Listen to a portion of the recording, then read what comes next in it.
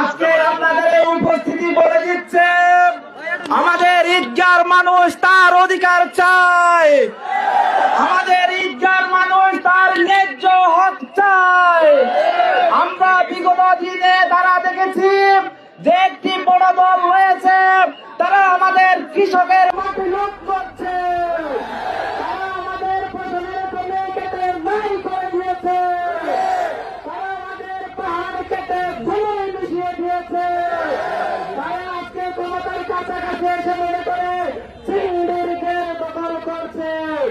সুতরাং সাবধান, হুঁশিয়ারি করে দিয়ে বলে দিতে চান, আজকের এই উপস্থিতি বলছে তারা গোলামের শাসন চায় না, আমাদের ঈদগার মানুষ আজাদি চায়।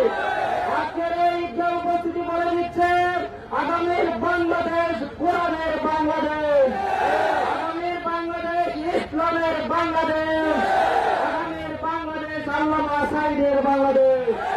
আগামী যে সামনে নির্বাচন আসছে সেই নির্বাচনে বিধি বাহাদুরকে তথা দাঁড়িপাল্লা ভোট দিয়ে জয়যুক্ত করার দত্ত আহ্বান জানিয়ে আমার সংক্ষিপ্ত বক্তব্য এখানে শেষ করছি। ওমা তৌফিক ইল্লা বিল্লাহ। আসসালামু আলাইকুম ওয়া রাহমাতুল্লাহ।